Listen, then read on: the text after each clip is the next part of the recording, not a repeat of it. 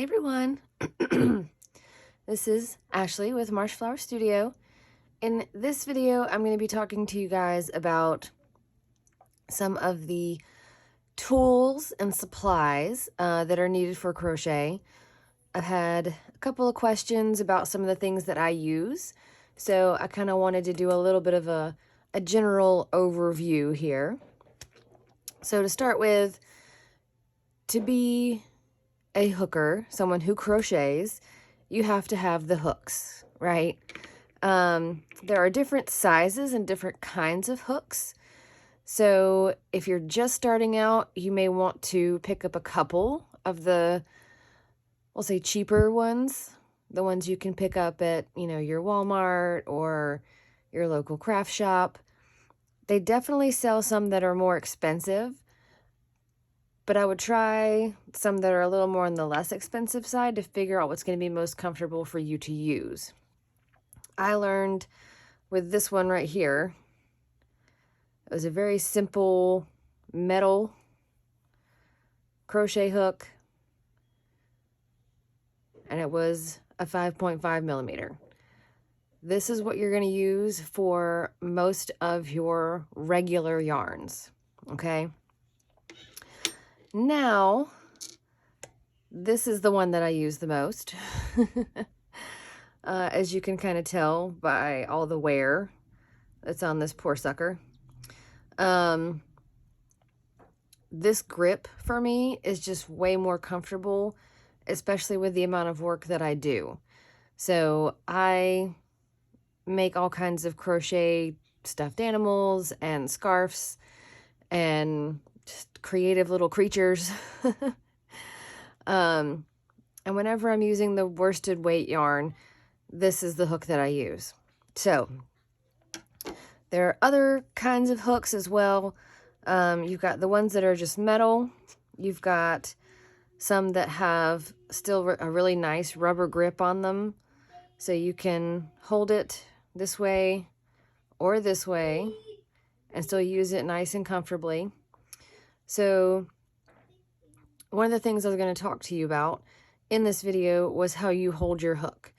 There are typically two styles depending on who you learned from.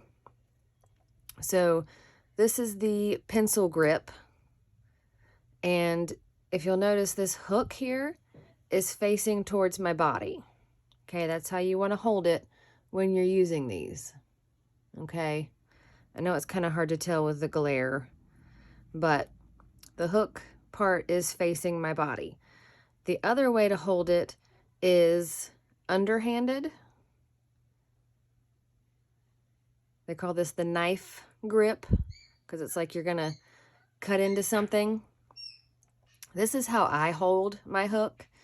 It was just the way I was taught, and muscle memory builds up over time. I've been doing this for, oh goodness, 25, 30 years.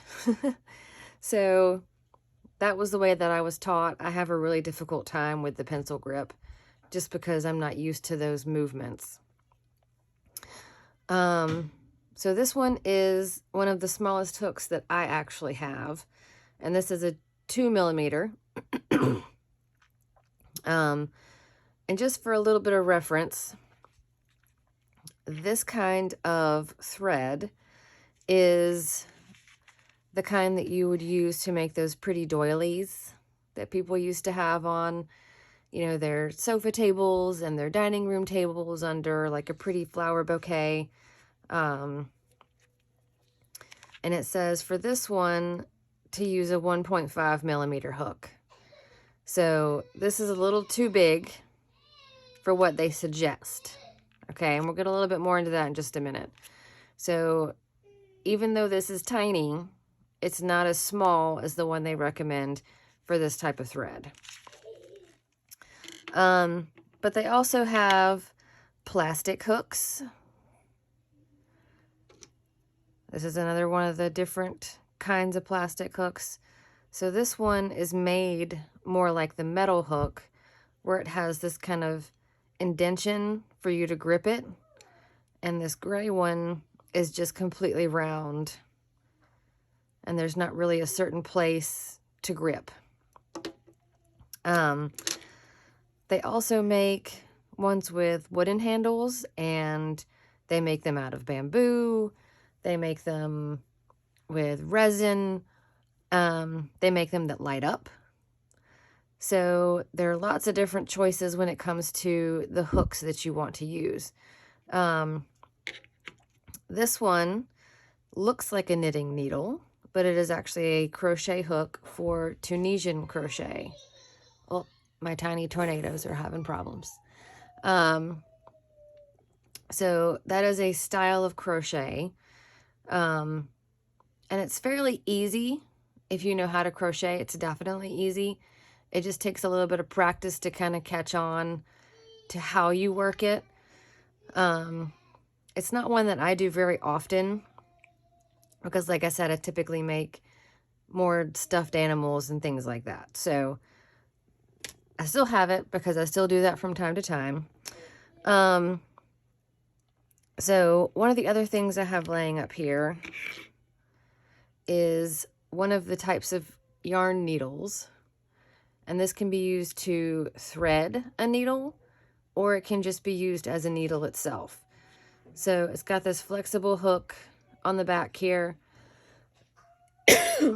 Pardon me. My allergies have been going strong since our cold front's been coming through here. So it's a flexible loop you can stick your thicker yarns through without really having to fight them. So that's nice. I have several other types. I have several plastic yarn needles. Typically, I don't love the plastic needles because I tend to break them. So I order them in bulk when I need to. But they are good, especially if you're using some of the chunkier yarns, to be able to weave your ends in without those teeny tiny yarn needles. So I have several of those that I use. I also have some metal yarn needles. This one is actually called a darning needle, and the tip of it is a little bit bent. And for me, it just helps when I'm sewing pieces together to kind of get that little curve back up, because sometimes things can be tight. It can be hard to maneuver if you're attaching a head to a body. So sorry about my sad little babies in the background. They're okay, I promise. And then we have this other metal yarn needle, and this one is straight. This is what I used to use most often when I was attaching parts and pieces. This guy doesn't get used much anymore by me, but it is an option if you can't find, you know, the plastic one or the bent metal one.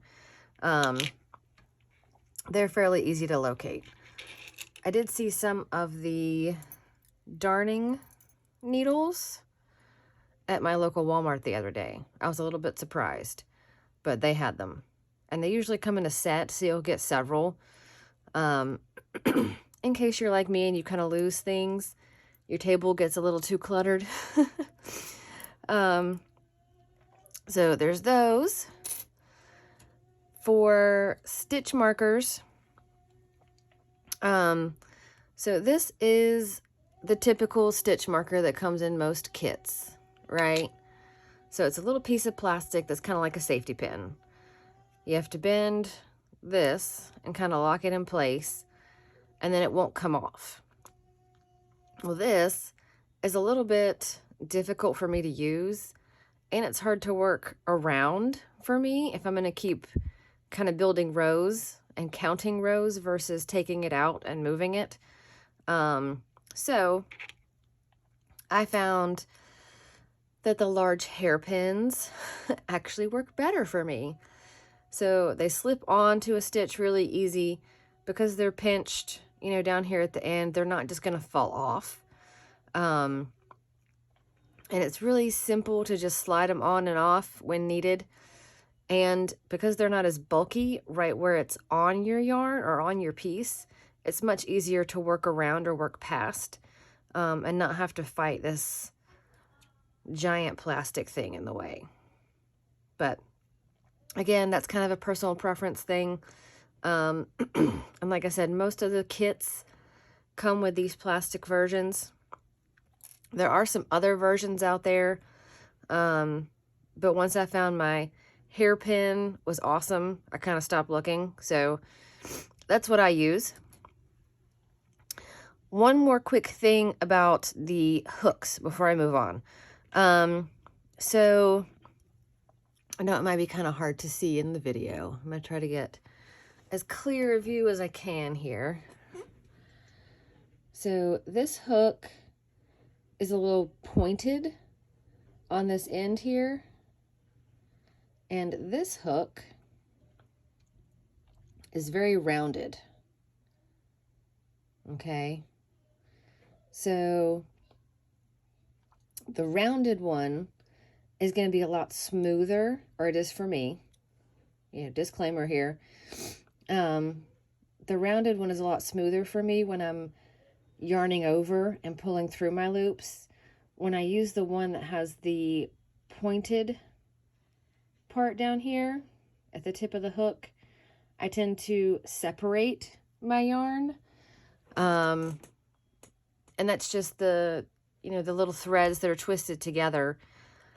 And then I have to undo it and get all the loops, for the piece back on the hook. So it's a little more time consuming for me to use these. I don't recommend them for beginners.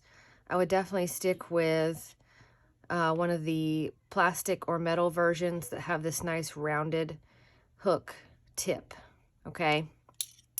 So we'll slide these over to the side. It's always a good idea to keep some nice sharp scissors on hand. I've had these, oh gosh, for like 10 years, and they're still awesome. Just make sure that whatever yarn scissors you're using are nice and sharp, because the last thing you want to do is fight with fraying your yarn as you're trying to hack it to cut it off. All right, this delightful little stick here is stained because I use it for more than just stuffing. I did get some dye on it with one of the projects I was dyeing the other week. These sticks come in most of the stuffing bags that you'll buy, and I used to throw them away, but I actually keep them and use them now for what they were intended.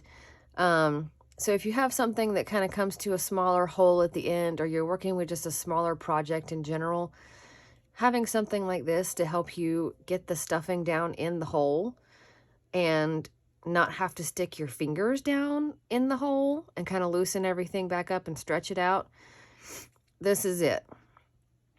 It doesn't have to be the stick that comes in the stuffing bag. You can get a chopstick, a dowel rod, anything like that's going to work the same.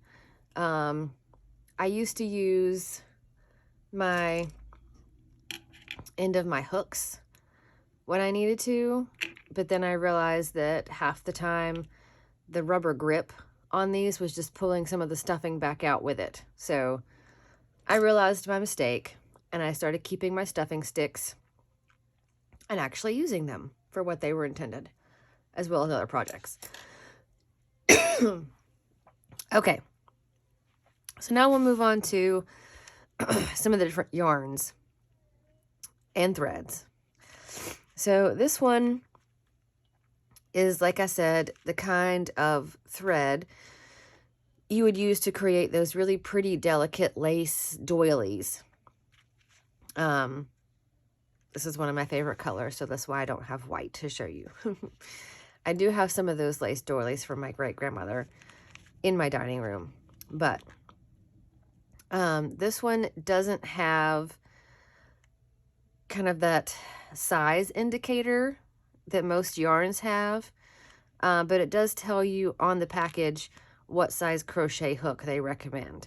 So this one recommends a 1.5 millimeter. I find that that's a good place to start, and then if you find that it's too small you can bump up half a size or a whole size, depending on what you want the look of your piece to have. That being said, there are also some yarns where I will go down a size,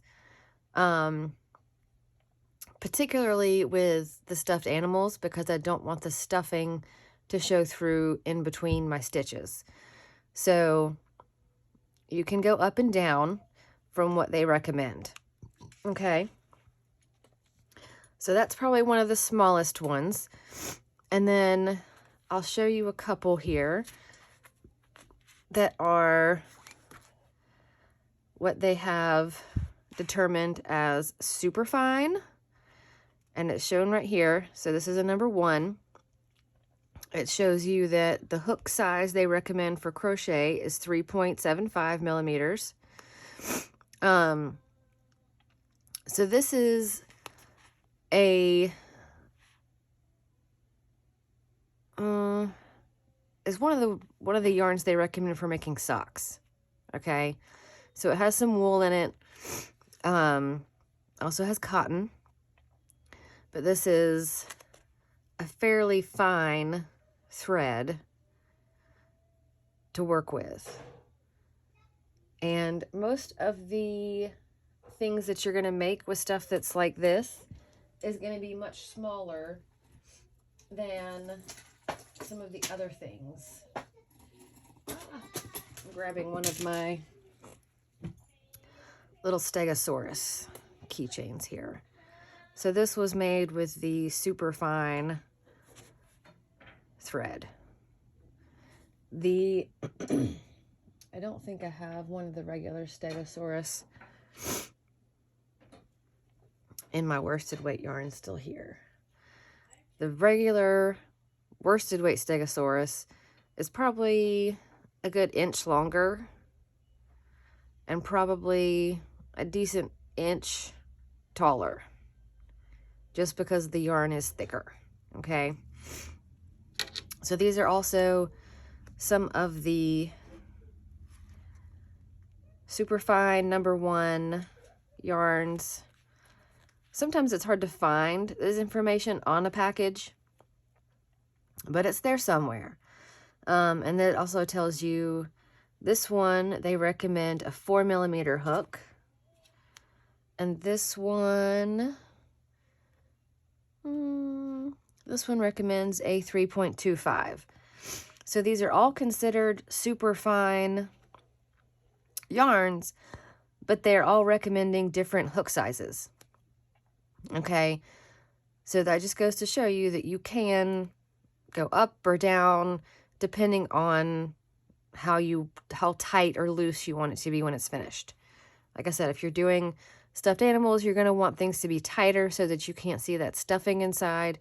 If you're doing something like one of those decorative scarves, you're probably going to want to have it looser so that it's nice and flowy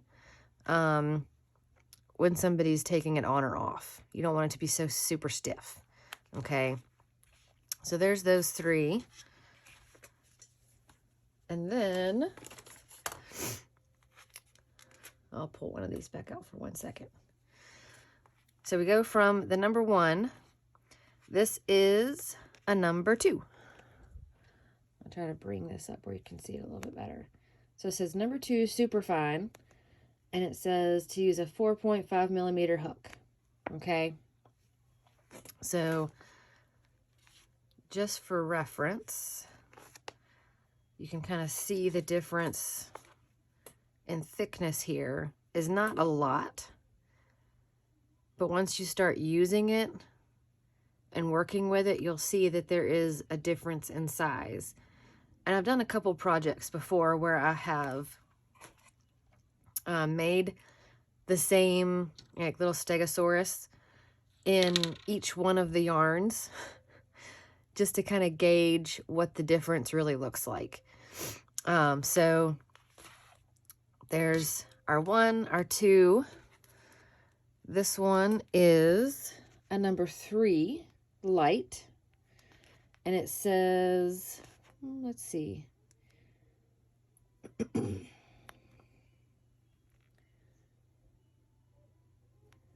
So for the crochet, we're looking at 3.75. So this is also one that's pretty thin, but I like to use this for embroidering noses or eyes, or if I'm doing like little lines between toes on a paw, I'll use something that's like this. So it's a little bit thinner than what I made the animal out of, but it's still nice and thicker than just using embroidery floss. So I don't have to go over it 20 times. I can go over it once or twice. All right. So then our next yarns here. This is 100% cotton. And this one is a number 4 medium. And I also have, this is your typical buy anywhere worsted weight yarn. And this is also a number 4 medium. Okay. So this one says 5mm hook. This one says 5.5. I will tell you though, I usually use smaller hooks with this cotton than I do with the acrylic, you know, everything yarn. This number 4 acrylic yarn that you can buy everywhere is what I typically use for most of my little stuffy creations, just because you can get the most colors. Sometimes I will choose cotton or bamboo, just any other kind of yarn if it is requested, or if they have the colors that I need for that particular project. But most of the time, the color selection is way better with just using the acrylic yarns. Okay. And they do have different quality as far as this goes. I'm sure if you've ever touched yarn, some of it is very scratchy and some of the acrylic yarn is very soft. So depending on the brand, you know, you can end up with something really nice or something that's just really kind of gross to have touch your skin. All right, so we'll slide these out of the way. And then I have my number 5 bulky yarn here. And this one says to use a 6mm hook. I typically use a 5.5 when I use this. Again, just to make sure that whatever I'm doing, I don't have those gaps between my stitches. So that is our number 5. And then we move into some of our thicker yarns. This is one of the velvet yarns. This one is a super bulky, number 6. They recommend an 8mm yarn or hook. I typically use a 7 when I do this. Again, just for those smaller gaps between stitches. If you're doing a blanket, you definitely want to do them looser, so that your blanket kind of falls and folds on whatever you're laying it on instead of just kind of laying stiff. And then I also have a number 7 jumbo here. And this one says to use an 11.5 hook. So I don't have an 11.5 hook. I have a 10. So that's typically what I use with this. And I do make like Halloween pumpkins out of this that are just so fun. There are larger yarns than this and larger hooks. I've got one of my larger hooks over here. So this one is a 19mm. Okay, so there are even thicker yarns. There are some yarns that are so thick you just have to use your arm as a hook. But I don't have any of those at my house with me, because I typically, this is about as big as I go. Okay. So, toss those to the side. A couple other things that I recommend kind of having on hand. I keep a yarn bowl, and this is not one of the ones that was intended to be for yarn. But most of the time when I run low on some yarn that I'm using, instead of just having this super saggy skein that's getting all knotted and tangled, I'll roll it into a ball. And then I use my little yarn bowl, to kind of help pull it out without it rolling all over the place. Okay. Also, I had some of my hooks here, some of my clips. My table is too messy. All right, I will find my other clip in a moment. So other than the yarn bowl, I also keep a jar, and this doesn't have to be a jar, of course, but I keep any of the little yarn tails that I trim off and just tuck them in these. It keeps my workspace a little bit neater.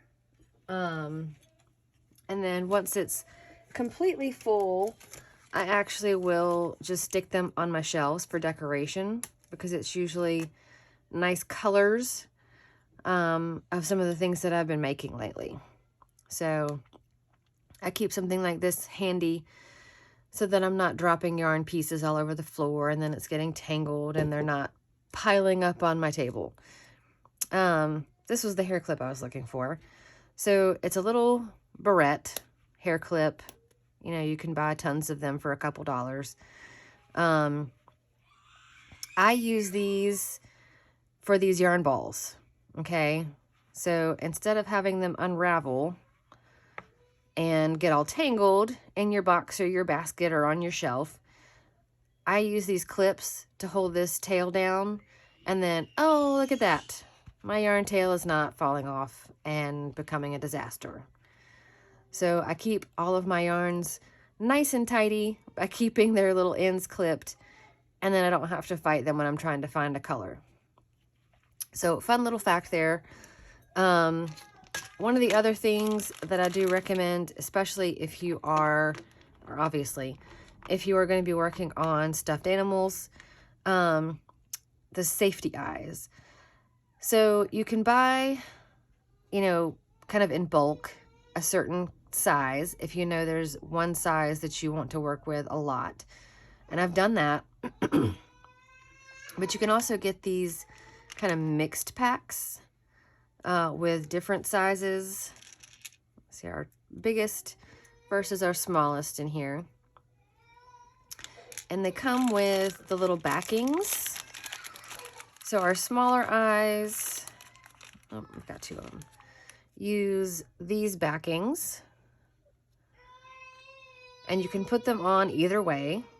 If you put them on where the cup is facing up towards the eye, it will kind of pinch your yarn in between the back of the eye and the cup, and it pulls the eye in just a tiny bit. So it gives it a little bit of an indentation. But if you're working with something that's thicker or putting it through several layers before you attach it on the inside, I would definitely recommend having that cup face away from the eyeball. Oh goodness, I think one of my toddlers has lost a toy. And it gives you a little bit more room, kind of a space in between. Okay, so this is the most common type of back that I have found that comes with the safety eyes. There are other kinds as well. The other ones that I have found, oh my gracious. They don't stay on as well. So what I will do with those is I'll snap them on, and then I'll use a lighter to kind of melt the very tip of this part, and then kind of smush it down so it flattens out. And that creates more of a safety stop so that back can't come off. Okay, so keep that in mind. Make sure your safety eyes really are safe. There are lots of other things that I can recommend. Things like having bookmarks for your pattern pages so you don't lose your place or lose what line you're on. I use all kinds of different tips and tricks to kind of work my way through making a lot of the things that I make. And sometimes I will pull out stuff that I haven't used in 20 years to kind of help with whatever project it is I'm working on. One of the other things that I was going to mention before I finish this video up is that you can, if you can't find the yarn color that you want, you can dye yarn. I would definitely test it before you just kind of jump in and plop a whole finished piece down into a bucket of dye. But you can dye, this is a cotton yarn, 100% cotton. This was white, and I wanted to have a couple of my keychain straps have a little bit more character to them. So I used alcohol inks to dye these. And that gave me, you know, some different colors in some different areas. And then, of course, the bleeding is really nice where they kind of meet. But you can do dye on pretty much any yarn. But like I said, make sure you test some to make sure that it's going to turn out the way you would like it to before you just dump a whole project in. Some yarns take dye better than others.